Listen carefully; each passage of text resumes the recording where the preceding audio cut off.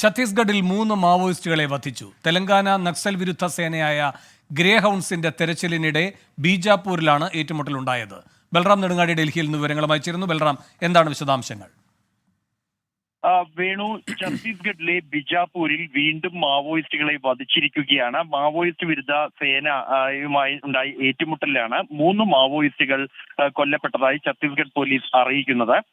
ബിജാപൂരിലെ വനമേഖലയിലാണ് ഏറ്റുമുട്ടലുണ്ടായത്. പൂജാരി കാങ്കർ വനമേഖലയിൽ തെലങ്കാനയുടെ നക്സൽ വിരുദ്ധ സേനയായ ഗ്രേ ഹൗൺസുമായുണ്ടായ ഏറ്റുമുട്ടലിനിടെയാണ് 3 മാവോയിസ്റ്റുകൾ വധിച്ചത് എന്നാണ് ഛത്തീസ്ഗഡ് പോലീസ് അറിയിക്കുന്നത്. ഈ മേഖല എന്നുള്ളത് തെലങ്കാനയുടെയും ഛത്തീസ്ഗഡിന്റെയും അതിർത്തി പ്രദേശമാണ്. ഈ മേഖലയിൽ മാവോയിസ്റ്റ് സാന്നിധ്യം വർദ്ധിച്ചതായുള്ള റിപ്പോർട്ടുകളെ തുടർന്ന് കഴിഞ്ഞ ആഴ്ചകളിൽ ഇവിടെ തെരച്ചിൽ ശക്തമാക്കിയിരുന്നു. നേരത്തെ ഛത്തീസ്ഗഡ് പോലീസും ഒപ്പം തന്നെ മാവോയിസ്റ്റ് വിരുദ്ധ സേനയും നടത്തിയ ഏറ്റുമുട്ടലിൽ കഴിഞ്ഞയാഴ്ച 13 മാവോയിസ്റ്റുകളെ ഈ ഏറ്റുമുട്ടലിൽ വധിച്ചിരുന്നു. ആദ്യഘട്ടത്തിൽ 8 മാവോയിസ്റ്റുകൾ കൊല്ലപ്പെട്ടതായ റിപ്പോർട്ടുകൾ വന്നെങ്കിലും ഇതിന് ശേഷം നടന്ന തെരച്ചിലിൽ 13 മാവോയിസ്റ്റുകളുടെ മൃതദേഹങ്ങൾ കണ്ടെത്തിയിരുന്നു.